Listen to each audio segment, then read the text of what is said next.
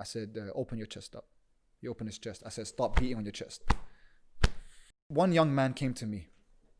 This is a funny story. A young man came to me last year in a community, and he's a lovely young man. You know, I knew him from before, but now he's suffering from a deep problem.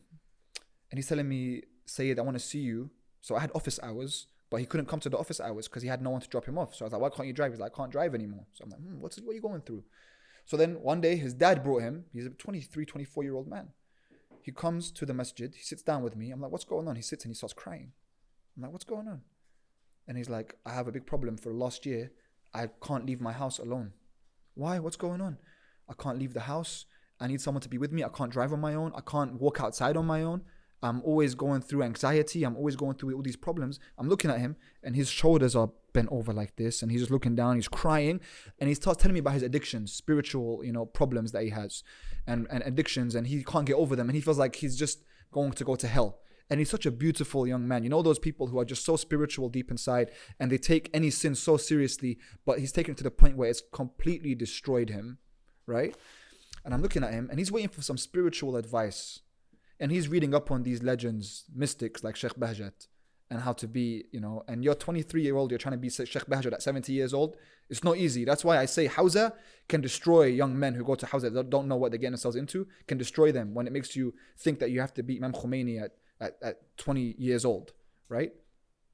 If you know what you're getting into, then it's much better for you. But spirituality can destroy you. Religion can destroy you if you don't do it right? And this young man was getting destroyed. And I looked at him, I told him, stand up. He stood up.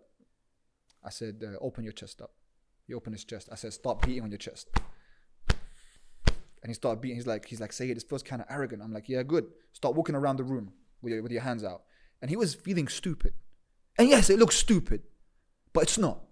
He starts walking around, and I'm like, all right, bro, you're a man, yeah? Do not look down. Keep your chest out, chin up. Speak from your gut. Don't speak from here with a shallow voice. Speak from your gut. Be passionate when you speak. Be strong.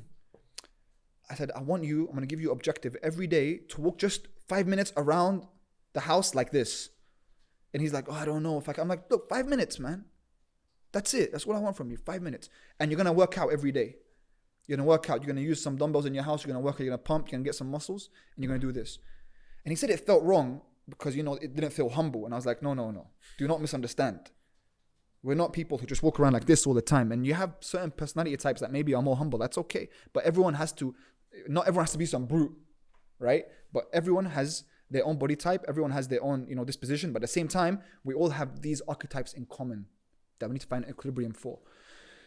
He messages me next day after that. Slowly, it began to be 7 minutes, 8 minutes. Then he went to the park and he came back. And his mum messages me. She's like, he's a different boy. I don't know what you did to my son. A whole year he's been suffering from this. I don't know what you've done, but he's walking outside alone. 2 weeks later, we have a gathering. Every week we had a gathering with the shabab, the boys. He comes in like this on his own, sits down. He's putting the chairs out, giving the bottles out, confident. I'm looking at him. I'm like, sure, confidence, huh? He's like, yeah, man. And his little veins coming out on his bicep, right? And he sits down. Bro, when I tell you his mum messages me now and tells me you saved my son's life, and I'm thinking, what did I do? I told him to stand up and start, acting like a little gorilla.